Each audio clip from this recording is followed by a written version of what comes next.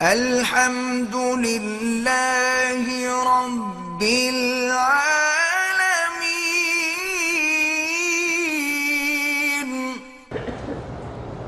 مسجد کو ایک جگہ شہید کر کے دوسری جگہ بنا دے، لیکن اگر وہ مسجد ہے تو شہید نہ کرے،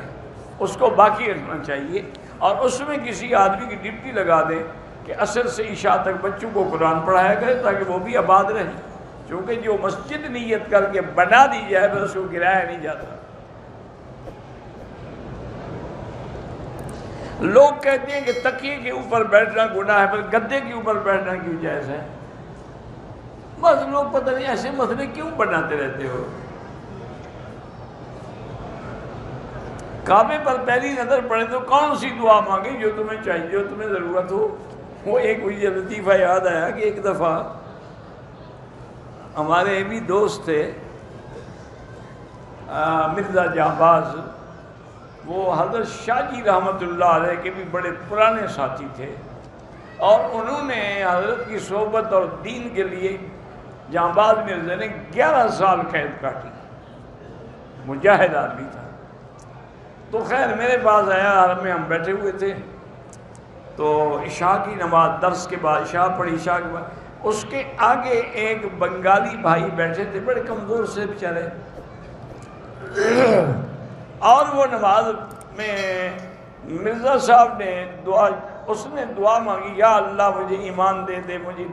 دین پہ ثابت قدم فرما دے، یا اللہ میری موت ایمان پہ ہو، میرا کلمے پہ موت آئے۔ وہ بنگالی بھائی یہ دعا مانگ رہا تھا۔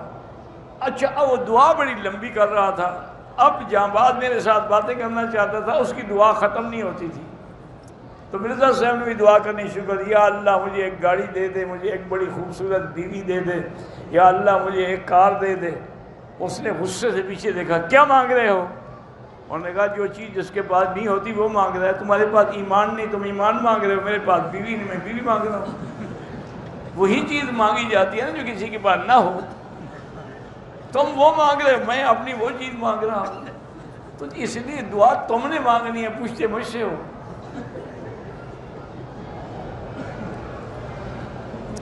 اگر قرآنی اوراق ضعیف ہو جائیں ان کو اکٹھا کر کے کسی برتن میں ڈال کے پانی میں ڈال دیں، اس میں پتھر بھی ڈال دیں تاکہ پانی کی تہہ میں بیٹھ جائے، یا کوئی بلڈنگ بن رہی ہو نا اس کی عمارت کی دیوار کے اندر ڈال دیں تاکہ کسی کا پاؤں نہ آئے اس میں۔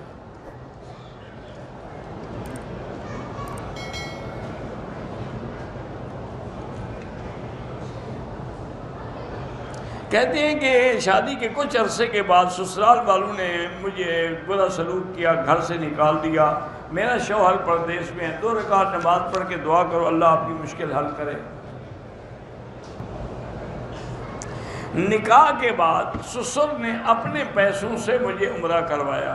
اب میری ساس کہتی ہو پیسے واپس کرو، اس کو کہہ دو ٹھیک ہے جب اللہ مجھے دے گا تو میں واپس کروں گی، تمہارا ثواب گیا میرے پیسے گئے۔